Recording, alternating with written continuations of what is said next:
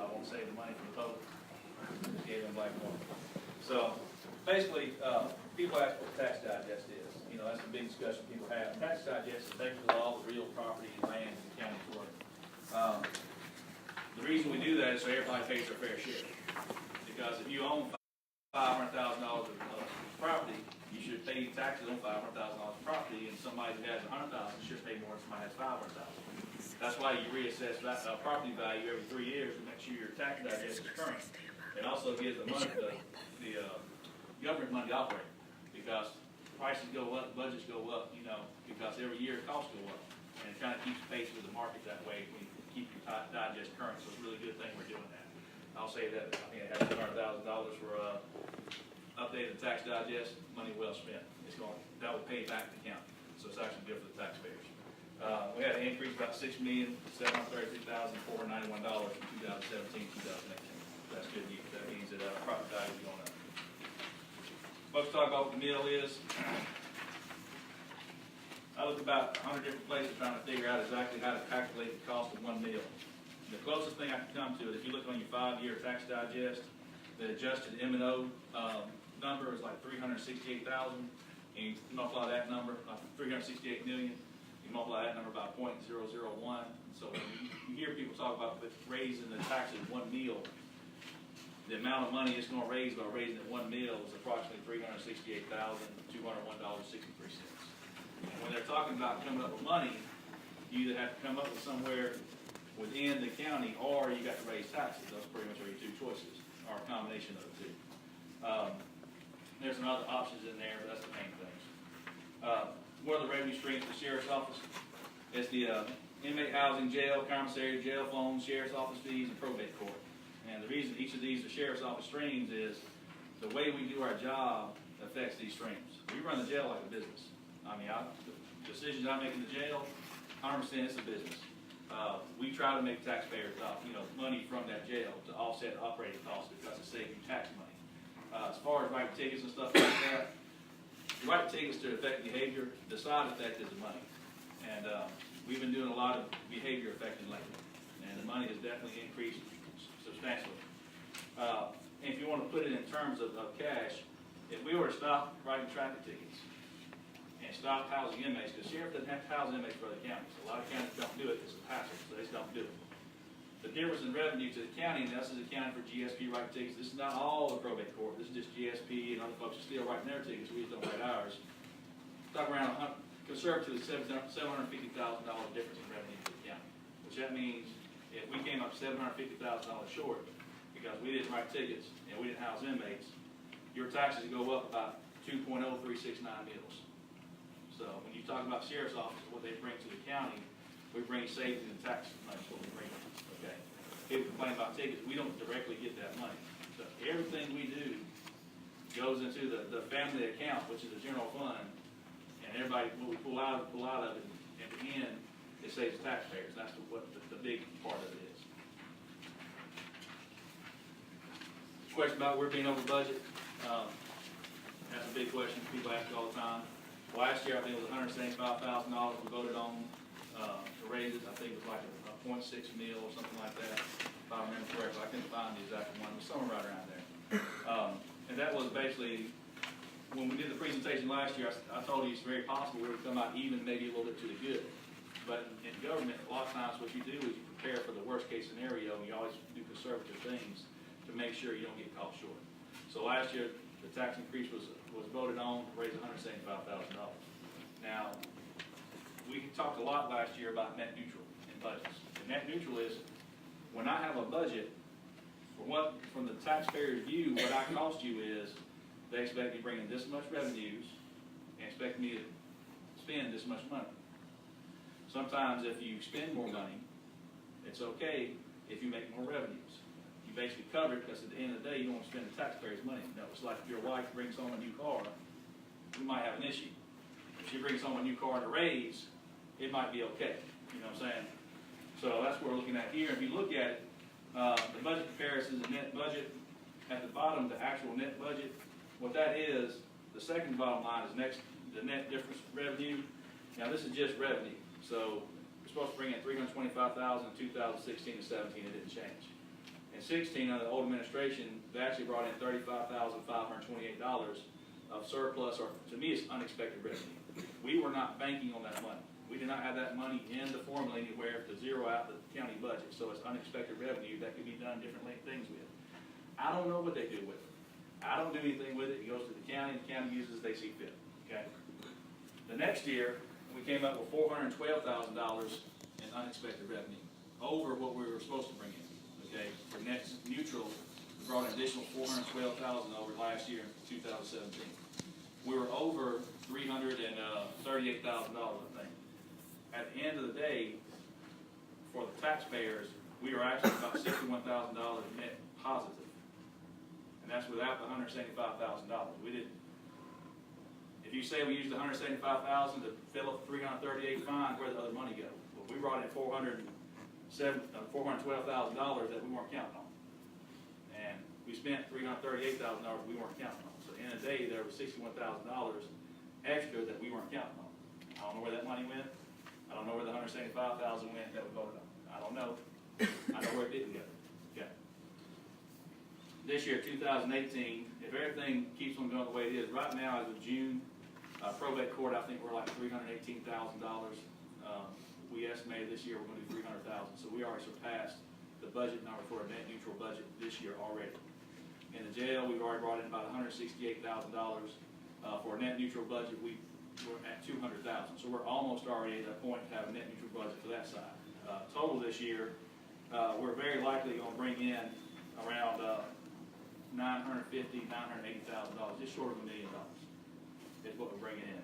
That's going to be excess of $487,764,000. I'm sorry, $487,764. That's uninspected revenue. That's revenue we did not count on. We don't have the budget anywhere. I don't know where that money went. Okay, but I know where it did go. So that money comes in, they do something with it. I don't know. But what you look at is what we're bringing into the budget compared to what we spent on our budget. Every year, the first year, we were really close. You know what I'm saying? We were almost the same as the previous year as far as what we cost the taxpayers dollars. I think we're within a 16th. If you go to the next slide down, we had an increase of a 0.16% increase in overall budget from the raw data of what it cost the taxpayers themselves. The year before, they actually gave money back from the budget, but they were working with one deputy on the road, they had one dispatcher, and they had 2 jailers. And those are just unsafe working conditions. We did it for the same money and did it right. So we weren't taking shortcuts to save money. We were doing our job the correct way, and it still cost the same money. This year, we're actually net budget is going to be about $1.8 million, which we are $700,000 less than we've cost the county in the last 10 years. You know, so the sheriff's office cost you less money than it's ever cost you before. Next year, we're going to still be earning about $2 million net if everything works out well. And I'll be honest, I wouldn't ask the numbers for the $650,000 probate. That number scares me a little bit because the issue is the money comes from deputy writing tickets, and the money goes to probate, which then comes to the taxpayers, which is going to be used to offset property tax, which is a good plan. But the problem with that is that's a very fickle revenue stream. And if we lose 1 or 2 deputies, I got one deputy already talking about retiring next year. Got another one that might be going somewhere else. You lose 2 deputies and we can't replace them, it's not going to be $650,000. It's going to be about $500,000 or $400,000. So it's a very fickle revenue stream. Our priority is not writing tickets. Number 1 priority is answering calls. Number 2 priority is serving papers and serving as an arm of the court. That's our second priority. Third priority, when we have time, we write tickets. And we've set it up in such a way that we have base officers that come out and answer calls, and then we have other deputies that come out here, and they have the free time to go and write tickets and work on certain areas and work in drug areas and things like that. So we try to set it up to affect all the different things because we got to do everything. This is the facts of it. So that number scares me a little bit. I was going to tell you, number 1, I didn't have anything to do with it. And I think it's very plausible we can make that number if everything goes well. If we still have the same number of deputies next year we have this year, we have the same caliber of deputies, and we have the opportunities to do the things we're doing right now, that number shouldn't be a problem. But those are a lot of variables when you're not taking care of your people. That's the issue I have. What about the money that went up last year? That's what I was saying, we're $61,193.21 net positive. That's without the $175,000. I know the chairman said earlier the $175,000 we use for shortfall. Well, there's no shortfall. Use the shortfall, use the $175,000 before you have $175,000 of extra revenue for probate that you weren't counting on, or I mean, however you want to say it, but there's $175,000 that were voted on for a shortfall, and then we did a net budget with a surplus for probate, and we're positive. So that isn't GO. So one way or the other, there's some extra money there somewhere.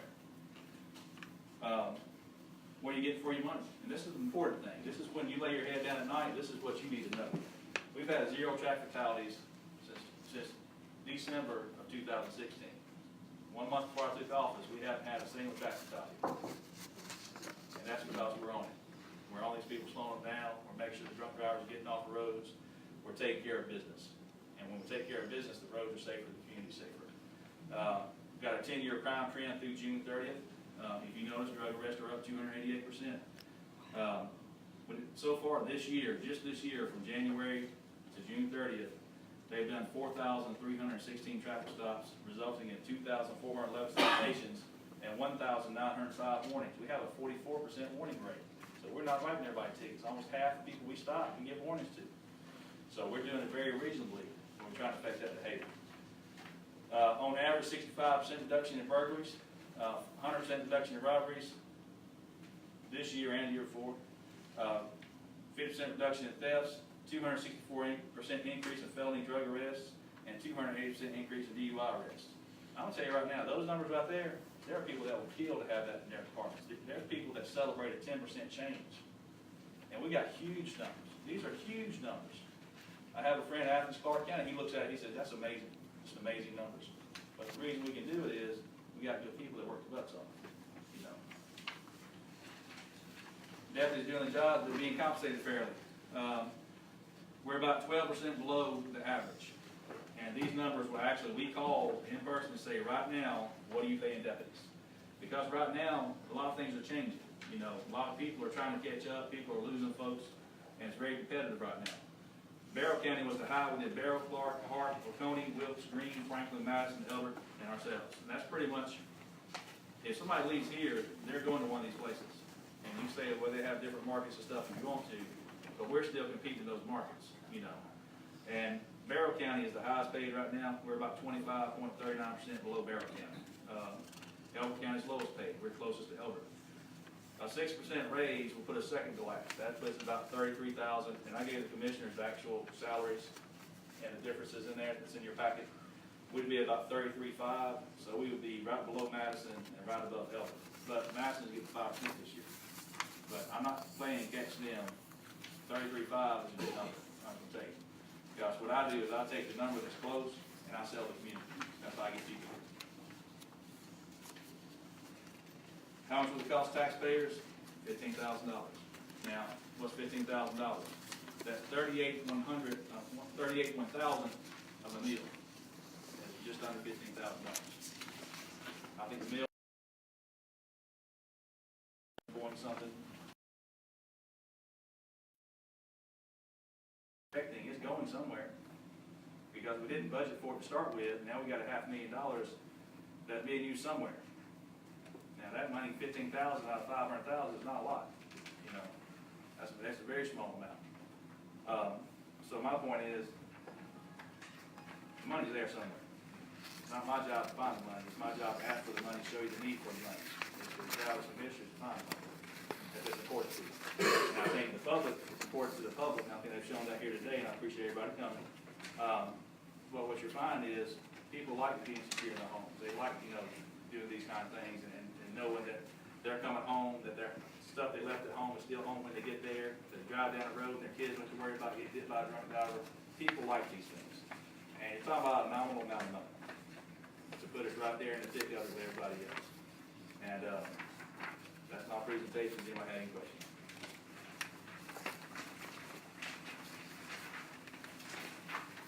We ask you, the board. We ask you whatever you want to address. Y'all might take questions. I'm sorry. David, you're starting the salaries right here. This was starting. This didn't include anything else. It's just base starting salary. Now, I'll tell you, some counties, it's misleading. Looks like Oconee County, Clark County, and several other counties. If you have college, if you have military experience, they'll give you a bonus, like a $1,500 bonus, and so their starting salary might actually be $3,000 to $4,000 more. And I'm not even including that. I'm just straight base salaries. This is what we start at, you know. And what actually happened last year is, last year our starting rate was $13.72. And I couldn't find anybody to work at $13.72 when everybody else was, you know, close to $15 an hour. And it was hard to find some folks. So what I did with my budget last year was I actually took $15,000 of overtime money and used that towards the salaries for the deputies to get the starting pay up, just to get deputies, just to be able to hire people. So I absorbed it in my budget last year. It's been really tight on overtime, and in police work, you use a lot of overtime. You know, you have to go to court, stuff comes up, you know, things happen, you know. Yeah. The other thing about overtime with police officers is when they work overtime, it actually has a number attached to it where, you know, the county gets something out of it. You know, so it's kind of something that returns, and we start cutting back on extra duty and special operations and stuff like that. You know, if you go out and do special operations, you write 100 tickets out of it, and you spend $200 in overtime, you know, the county ends up getting $3,000 tickets out of it. That's not bad, you know what I'm saying? But we have been really tight on it today and had to kind of reduce some of the things we're doing with that, because we're actually on a 2-month hiatus with 0 overtime for the next 2 months. And that's going to reduce our manpower on the streets. And I don't want that to really get out there in public, but that's the truth of it. Just so we can make budget this year, but I had to do that last year just to get people hired. Because if we don't have people sitting in the cars, it's not doing any good. And we're getting the same situation. Recently, you know, Athens Clark County had a controversial firing, and I hired that young man, and he came here for the community. But the fallout in Athens Clark County is a lot of the deputies there, officers there, are not feeling supported by the leadership, and a lot of them are leaving, a large portion of them. And when I talk to other sheriffs, they got 15, 20 applications from Athens Clark County applicants. You know, we got 2. I had one that came down here, he saw the salary, he said, I can't do it, I got a family. You know, but every other sheriff's office on that list had at least 10 applications. And my thing is, I don't want to hire a bunch of people, I just want to hire the right people. Just a few of the right people, because the wrong people get you in trouble, I guarantee you. And it's been my experience in police work, you get what you pay for. And we can't afford to pay as much as everybody else can, but if I can get them in the door and get their butt in the car, I appreciate them, the community appreciate them, and the quality of life here, until you really come and see the way it is at our sheriff's office, I don't think it's comparable to any other sheriff's office you've ever seen. And I say that with all modesty. I'm just saying what my guys have told me. I've had guys came here, took pay cuts, you know, $4,000 or $5,000 pay cuts to come work for me because they wanted to do their jobs. You know, this is a passion, this isn't a job, this is a calling. And I'll play on that some, but also want to be fair to them and pay them a living wage and something that's reasonable. You know, I don't want to make more than everybody else, but, you know, extra 4% raise over what the budget will be now. I would have to add $15,000 to my sheriff's office budget, from $690,000 for salaries to $705,000. I can absorb the rest of it in my budget. So we're talking about $15,000 difference. That's what I need to come up with, and be able to absorb the rest of my budget and have that. And I mean, I just think that's a doable number. I really do. And I think the county and I think you as commissioners can get a lot out of it. You know, because talking about businesses coming into the county, we got businesses in Clark County right now looking at Clark County just because our crime rates. Guarantee that's one of the first things. Any business that wants to come somewhere, they don't know what the crime is. You know, because they want to come where it's safe. Because people want to come visit that business where they feel safe. And increasingly in other counties surrounding here, I ain't calling by name, it's going to call anybody out. But people are uncomfortable. They're uncomfortable going where we used to go when we were kids and running around and eating and stuff, you know. It's just, I go to Longhorns in Athens, I get panhandled every time I go in there. You know, I wish we had one in Oakville, it'd be great. But if you're going to go to Longhorns, you got to go to Athens, you know. But that's the kind of environment that hurts businesses is that type of activity. And so I think, you know, back about 15 years ago, I was working Athens Clark County, and we had an issue on Baxter Street. We had 18 armed robberies in a week on Baxter Street. And they said, we got to fix this. And so what they did is they gave it to me and asked me what I would do. I actually rode a bicycle up and down Baxter Street, up and down the hill. I put a check in every single business up there because I didn't really need to check it because nobody was checking it. But it makes it awkward when you walk in the business and just stand there. So he gives you a purpose to go in and say, hey, can I see the sign-in sheet? I'd go in and sign in the sheet, put the time down, and I do it 3 times in an 8-hour shift during the day. We dropped from having that many armed robberies to having 0 armed robberies for the next 6 months. They had depreciated land value. Once the crime went away, people came in and bought the land. And then you see what Baxter Street, how it was revitalized. That was on the heels of reducing crime in that community. And that's the power of low crime. People want to look for that undervalued property. They want to look for that land. And Oglethorpe County has got some great value. If you look at our land cost and everything we got to offer here, it's right for the picking for the right businesses. But we don't get the right businesses down here, we don't make it very welcoming for them. And all that ties into the law enforcement and numbers. You know, and bottom line, I gotta have the right people to make the numbers at the property. Do the right things for them, so. Anybody have any questions for me? Yes, ma'am. I would just like you to address a comment that was made earlier, that because of your large budget, that you should come up with this money yourself. Well, I mean, No, just put it out there so everybody understands why that doesn't work.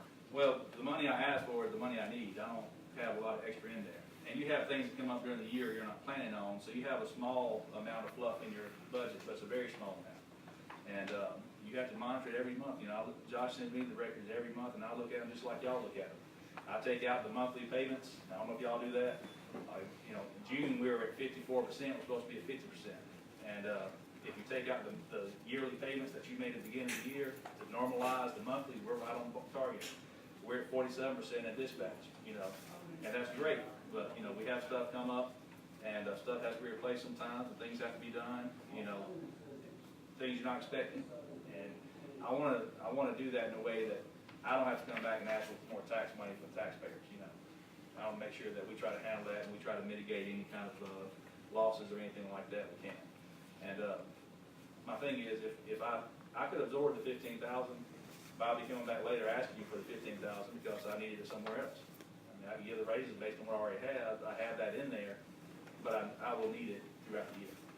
So, But to your point, David, and you're exactly right about what you're saying, but as the unexpected things come up, you're on that end of the table right now. The guy was on this one a while ago.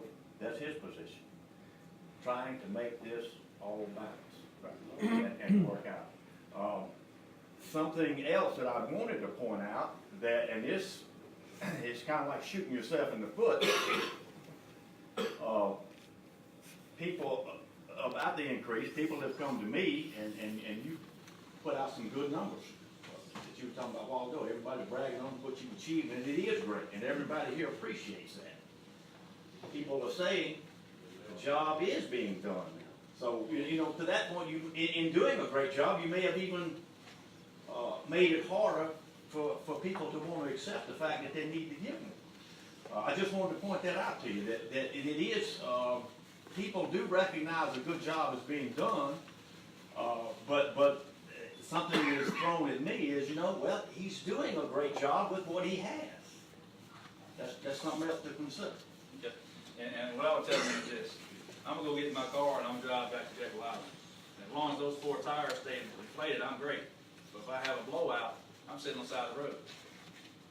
And my thing is, I can do things to keep them tires from blowing out. I can make sure they're maintained, I can check the tread on them, I can take care of them, and make sure that I'm taking care of my stuff.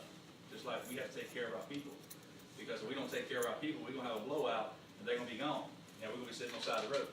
And the whole point is, you gotta look ahead and take care of that business ahead of time. It's like I talk to my guys, if any of my people wanna leave, I don't have an issue with it. I don't try to hold on to them, because when you hold on to people that wanna go, you end up poisoning the whole organization. So I ask them to give me heads up ahead of time, as far enough, because I need 6 to 8 months ahead of time just to try to start recruiting people and trying to get people to come down. You know, my main thing is I try to get people to just come down and ride with us. Hey, come ride with one of the deputies. Come spend a day with us. See what it's like down here. See what the community's like, you know. And that's great, but the flip side of that is put it back on them, saying your job, hey, you doing good, you want a raise? If you're doing your job, why you know, what's the point? Everybody always wants That's to my raise. point. Yeah. If you didn't make money on chickens, would you raise chickens? I must be. That's my point. If it got to a point where you can't pay your bills raising chickens because of the market, you would stop raising chickens with it. Yeah, well, As I say, I must be doing it because I like it, because I'm not making any money right now. But the thing is, you invest in your people. The people are the organization. You can spend $600,000, I need 20 brand new cars sitting in the parking lot, they won't do a darn bit of good to anybody in this county unless I got qualified, good people driving those cars. They'll look pretty in the parking lot, but they ain't doing the job they're supposed to be doing. I'd rather have cars, you know, that we can deal with and have to put our money in our people. And I think we've done that. And we need, it's one of those things you gotta keep up. I mean, you gotta keep up or somebody will come here and snatch that money. A lot of times I play money ball with employees, you know. I look for people who have potential or, you know, who wants a different lifestyle or who's retired or somebody that has something that to offer this community, you know, that we can develop. A lot of times these other deputies never had any training. You know, we got a lot of training and stuff, we got the right equipment for them and stuff. And the biggest thing we do is we appreciate them. And I'll tell you, you go a lot of places, you go to another sheriff's office, say, hey, can I take my kids to school before I come into work? I'm a single dad. You know what they're gonna tell you? You better find somebody to do it for you, because you gotta be here. But I'm willing to accommodate because we don't pay what other people pay, and people appreciate that. You know, this day and age, you gotta be flexible with folks. And that's the biggest thing I preach is flexibility, you know. Because the work's gotta get done by somebody, and I want to be somebody good, you know. It don't take but one wrong person to come out here and shoot the wrong person or do the wrong thing, and we're in a whole lot of trouble. I'll make sure that guy doesn't work here. I'll keep the other guy that's the good guy working here. And I'll keep the good people I have working for me continue to work for me. And you do that, you know, people don't work on appreciation forever. At some point, you gotta put some money in their pocket. And that's just the truth of it. David, Tracy Norman shared with us while ago these forms in comparison with the maximum for 2017 left out of the old Polk County budget. Can you tell me what that, For what part? per hour? I didn't see those. Oh, Yeah, we don't have a maximum. We really and truly, most of our people have a lot of parity in their pay. I mean, they're within 25 cents of each other. You know, if you've been here 30 years, you're probably making within 30 cents of somebody who just started. And that's just because when I first got here, everything was so out of whack. That's just trying to get things fair across the board, just to start with, you know. And I had a couple of guys, you know, last year, we gave some people money out of the overtime money. Some folks didn't get any because they were already so much higher than everybody else, even outside their rank. So the way, I don't know how things used to be done with pay, but it didn't seem systematic to me. So everybody we have, we don't have anybody, and if you'll look in your packet right there, back in the packet with the color sheet back here, there's 3 sheets in there. And I didn't give it to the audience, I gave it to y'all, because I just y'all need to see it. And it's something, if you don't get to open records, you can get it. But I think it's important for y'all to see, and they'll show you everybody's salaries right there, hourly rate, how many hours they work, what their total yearly salary is, the 2% option, and a 6% option.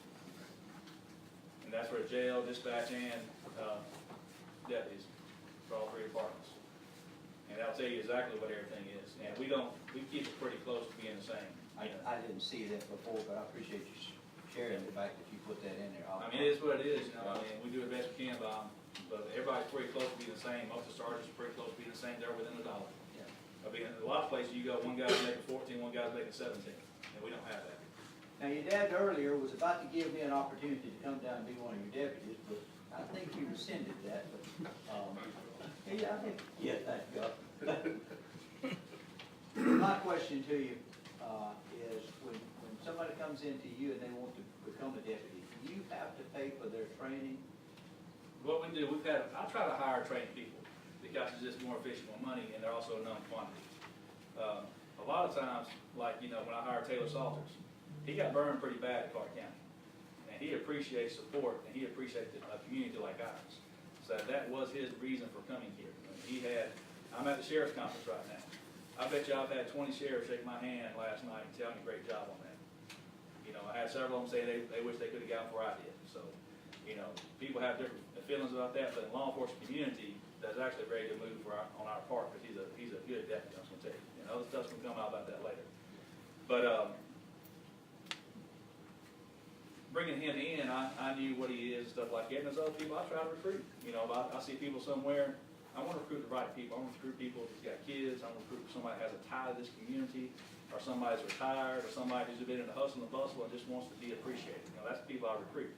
So a lot of times, the new recruits, we had one guy that we hired, and we didn't just have him sitting around the sheriff's office. We actually put him in the jail, so we're getting work out of him while we're paying him. Because what happens is, we hired him at $12.50 an hour, was our recruit pay. And he worked in the jail for a while, and what happened is you gotta wait for a position to open up at Post Academy to get certified. You go, what is it now, 15 weeks, y'all remember what it is? Is it 15 weeks? You have to go to school for 15 weeks, just to get basic certification. But they only do the classes every so often, so sometimes you might be waiting 3 to 6 months just to go to class where you're paying the salary. And then you gotta pay them through the academy, and then you get out. And then you have them, but then, he's green, you know, he don't know nothing. And so now you gotta put him through a training, scenario with other deputies, get him around with other deputies for 6, you know. If I get a new deputy in here, if I have somebody, I'll be honest, with Clark County's pretty squared away to their training. They do a great job. So if I get somebody at Clark County, I can put them in FTO training or field training for 2 weeks, and they're good to go. If I get somebody that's come out of jail or somewhere else and never really been on the road, it might be 8 weeks of training. Just get them to understand what it is we do and how we do it. And a lot of it's just watching first and then letting them do it and then getting them comfortable. And the other part of it is folks who ain't from here, I can go off 77 by Centerville Road and still get lost. And I've lived here all my life. And I'm gonna tell you, I sometimes I end up in Wilkes County, sometimes I end up down there by the Saxons, you know, just pop out here and there, and the county's confusing. And that takes time. So when you get people who have the training, know the people, and know the county, and the county's the big thing, because we had one deputy who remained nameless, but he called out and said he wasn't sure where he was, but he was on a road with a creek going across it. And so he recently moved into the county. I mean, he doesn't know, you know. It's just hard to find things sometimes. A lot of places, GPS don't work, his phones don't work. So when you get somebody here who loves this community the way we love our community, and get somebody here who can learn the darn roads, you want to keep them. Roads are a big deal, I'm just going to tell you the truth. And once they learn the roads, we're good to go. And so if you look at it, it's about $12.50 an hour. You're talking about $27,000 a year. I can do the math if you want to, but I think it's about 26.9 something, 995, somewhere right in there. If you only wait 6 months, it's $13,000, you know. And sometimes people get that certification, and one reason I don't certify my jailers as deputies is a lot of times when you certify a jailer as a deputy, they want to go be a deputy somewhere and not be a jailer anymore. So I don't make them deputies. I keep them jailers because that's what you're here for. You are a jailer. You're here for this kind of work. This is what you do. And I want them to be honest, you know, about their job, and I don't want them coming here having other expectations, because then you're continually replacing them and they're going somewhere else. So it's not essentially a $13,000 post certification, that's the cost of that. Right. That's their salary and everything? Yeah. For that amount of time you're waiting, because I got somebody that's taking a position up that's not doing the work that that position is supposed to be doing. So in the meantime, if I'm short deputies, the other deputies got to make the workload up. You know, if I only got 9 deputies doing the job of 12 deputies. Calls come in, you still got to answer them. You still got to do what you got to do. You got to serve papers. You got to serve subpoenas. You got to do FIFAs. You know, there's a lot of stuff we do. Traffic's the thing people see most of the time. And the reason they see traffic is I want them to see traffic. Because when bad guys see blue lights, they decide not to steal stuff. And that's a very good way to go. That's why a lot of stuff we do, we end with a warning. Because when you're driving down the road going to steal somebody's lawnmower, they don't know if you're getting that guy a warning or a ticket, but they know you're looking at stuff. So we try to be very, very visible. We try to be in main corridor so that we increase our visibility.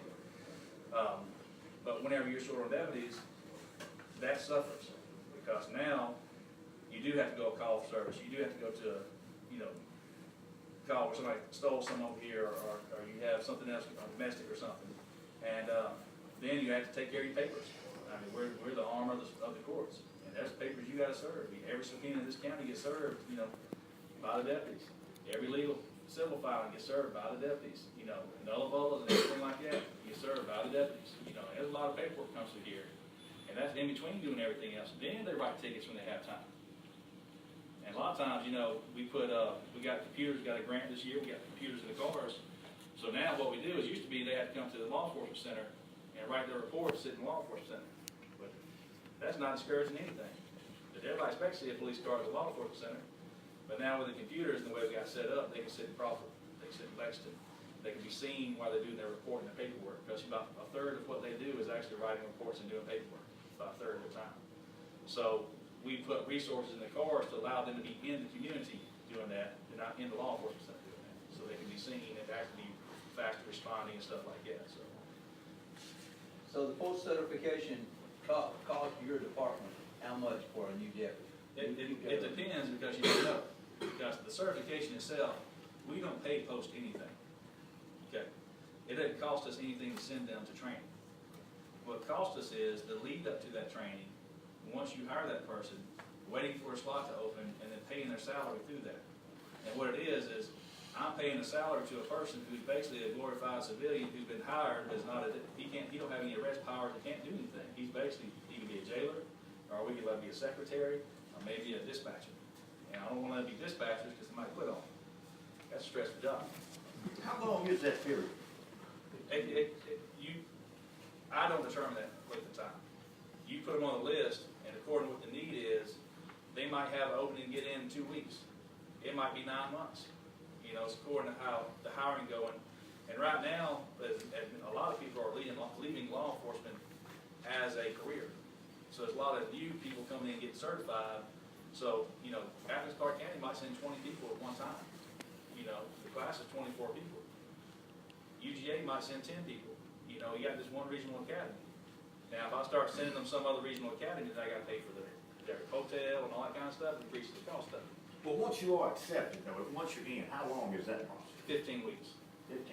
And you have, if you're a green, you're 8 to 12 weeks in FTO. So you're talking somewhere between 25, 30 weeks before you're actually on the road doing the job I'm paying you to do. That's a long time to get paid for not getting anything out of it, you know. Now, if you had somebody that took 25 weeks to learn how to drive a tractor, and you're paying them the whole time, you're not getting productivity out of them, that hurts. That hurts your pocketbook. But that's why I try to hire. That's why I want to get the pay where I want to get it, because I want to have the option of hiring people already certified.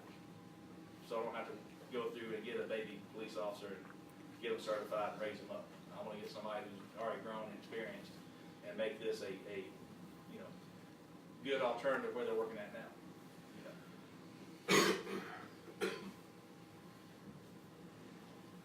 Any other questions? Anybody? Yes, sir.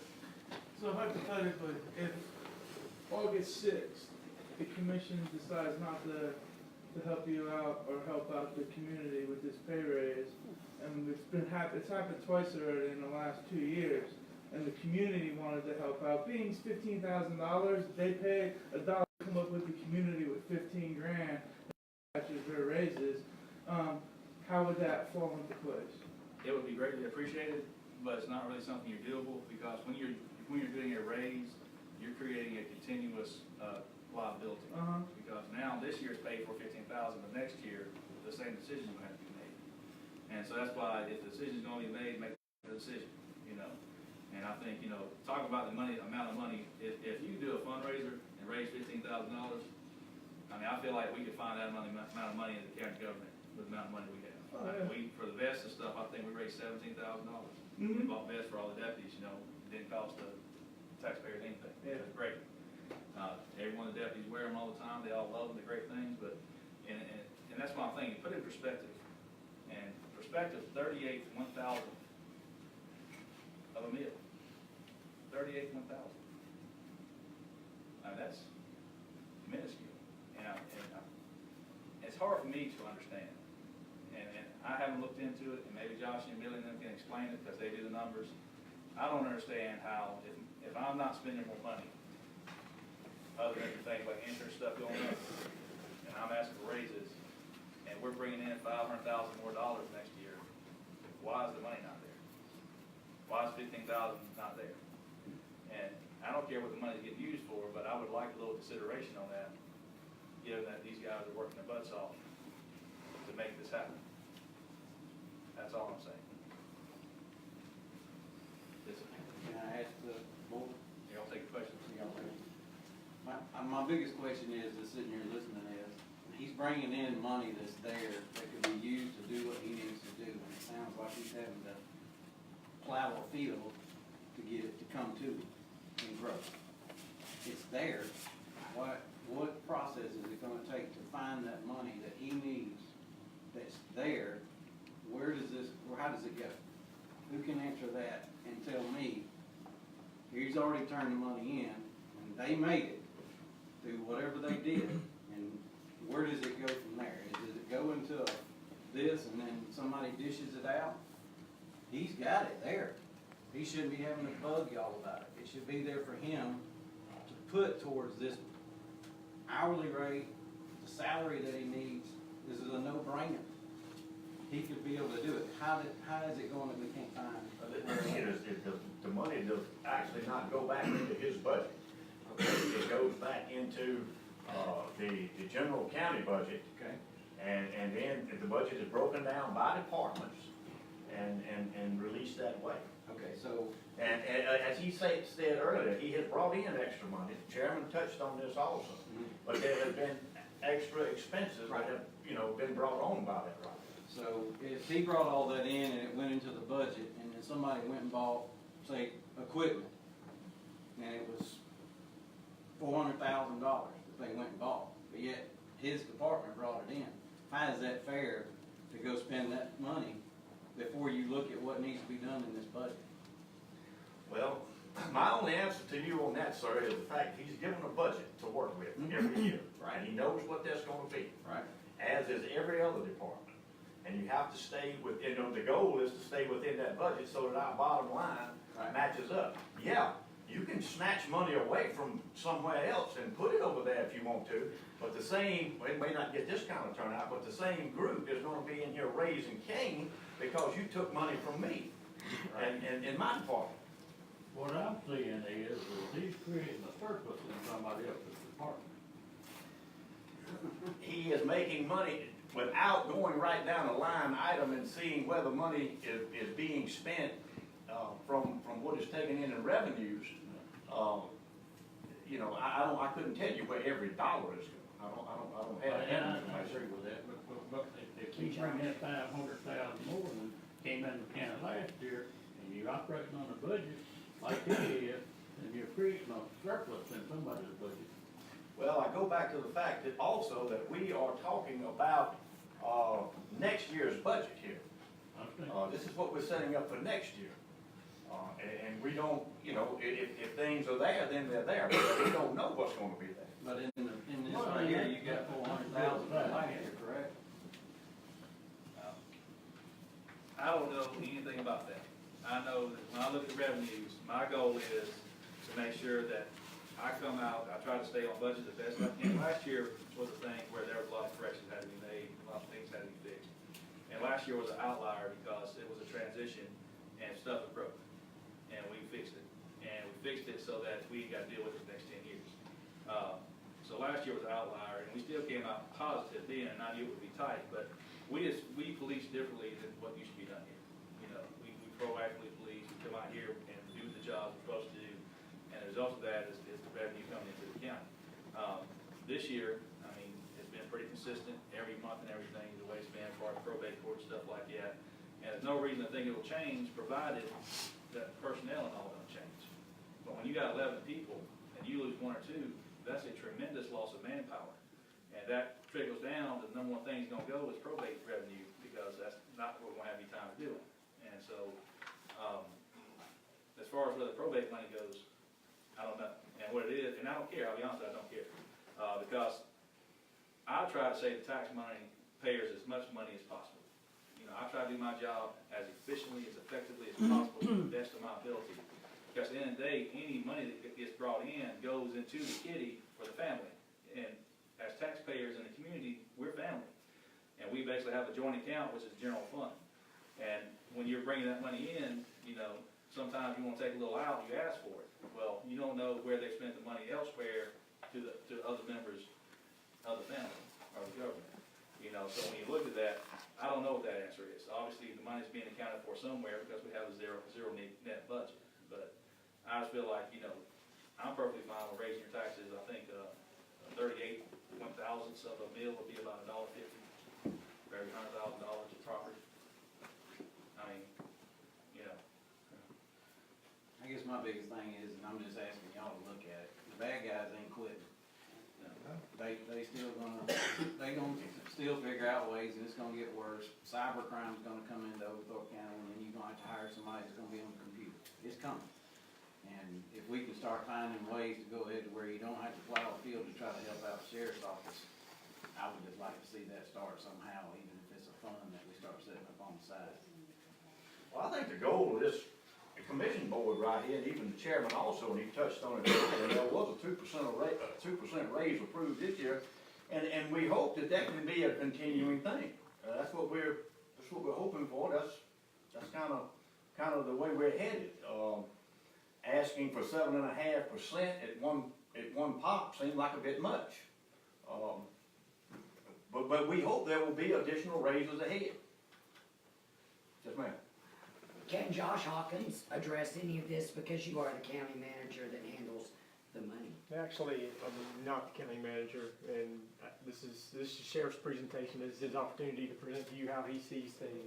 Josh doesn't want. You don't wanna be involved in Right. this? And I respect that, because Josh Okay. has things, and Josh does a great job of what he does, let me tell you that. He's great with everything he does, he's very helpful with numbers and stuff, so I appreciate Josh tremendously. And this is outside of a normal meeting, that's why the other meeting adjourned and we're having this way, and that's why I asked the commissioners if they wanna ask the questions they can, because they don't have to, because this is not a formal meeting, so, just make sure you understand that. But, I mean, looking at, every department head, I know my dad used to be a commissioner, I don't know if y'all knew that, under Dave Griffith. And, he likes politics, my grandfather likes politics, back in the day when I was a kid, they talked about it. And, he would talk about the way things are done, the way things should be. And when he was a commissioner, every department head had to come in here if they were asking for more money, or if their budget went up, and justify that. I'm the only department head that showed up to justify it. And so when you say everybody deserves 2%, justify it. I'm justifying mine. And that's what I'm here for, to show you that my people deserve it, why my people deserve it. I give you the market information, I give you the numbers to make that decision on it. And I think it's a little unfair to my office to give everybody a raise across the board when everybody hadn't done the work. I agree. And I think you should give the raises where they belong, and it's nice to give everybody raises. And I'll tell you, we did a survey, all the counties I listed for deputies, we did a survey including all the different departments. The only place that didn't return the survey was Oglethorpe County. And the numbers are on DCA. And so my original intention was to show you what percentage out each department was. And some, there's variables, some were pretty close on, some were more than other places, some were a lot less, But to me, as a commissioner, when you have the power to make decisions involving taxpayers' money, you should be given the numbers to make decisions for yourself.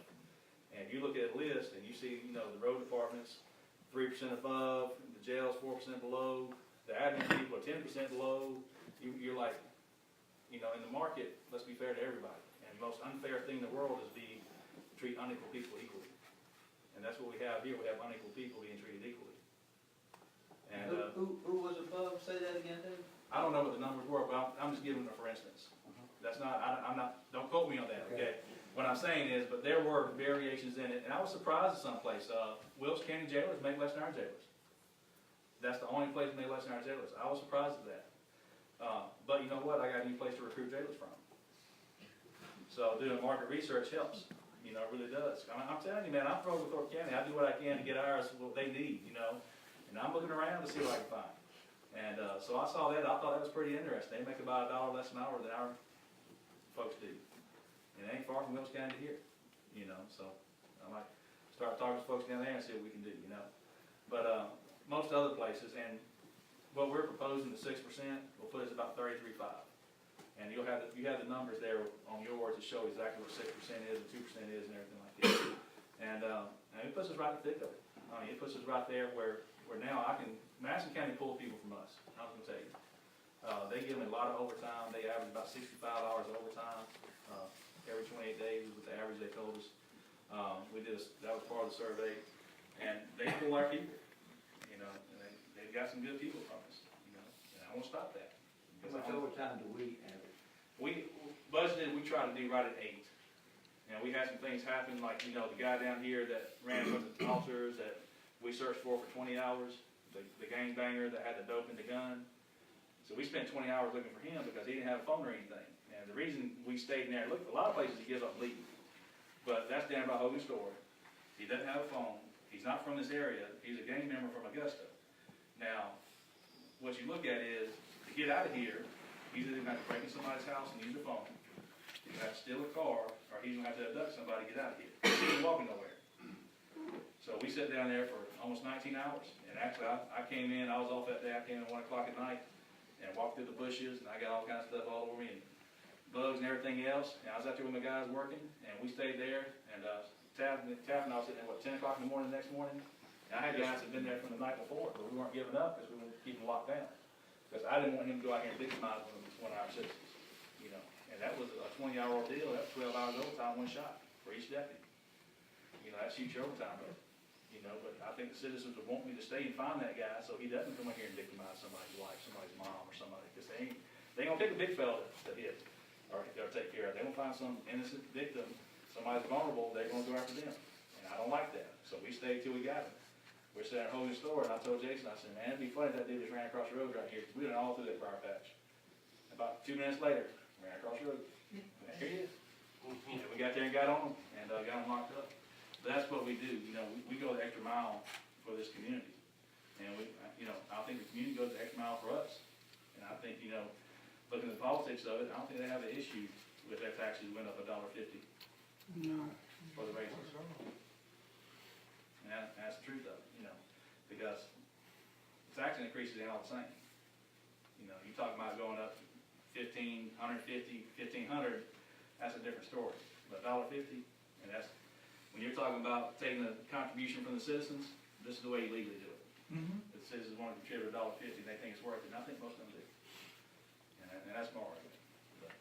Well, that was my statement when I was saying that. I'm not saying that was gonna happen, but if you approach the citizens and said, look, the sheriff needs $15,000 to give their guys a raise, what's $1 per household? We pay $1 per household or per person for the court thing that they made the statement about. And how many people go to court, actually live in Overcrook County that we would have to pay for that for? Why do we gotta pay $1 per person due for a judge? $1 a person for the officers that spend their extra time and the dispatchers that take the calls. Just saying, it's only $1, a cup of coffee. Yeah, you know, a question for me? No, good presentation. And I'll tell you, anytime any of you want to call me and ask me questions, you're welcome to. You want to come by the office, I'll give you everything I got. I don't mind a bit. And I think that if we get a relationship where we talk more personally, we can stop doing this publicly. Because I don't mind compromising. But what I asked for originally and what I'm asking for now is a great difference. But what I have to do is, I know who's hard to replace and kind of what the core people we got to take care of, and the deputies are the highest trained, and it's the biggest asset we have. And it's 50 times harder to replace a deputy than a jailer. Jailer's 2 weeks of training. Deputy is a whole different thing. If somebody messes up in a jail, there ain't guns there, there ain't cars there, probably nobody will get killed, hopefully. It could, but most likely not. So this is our biggest liability as far as public goes. So that's what we do. But thank you for staying. I appreciate the 4 of you staying greatly. Thank you for the time. I think everybody else appreciates you. Shows everybody you really do care because you just stay listening. So I appreciate that. Any other questions? Thank y'all for coming. Look, you guys, I've been getting a lot of complaints about the comments. Please be respectful on my page. That's all I ask when I come up here and do that. Be respectful to what you post on my page. Thank you very much.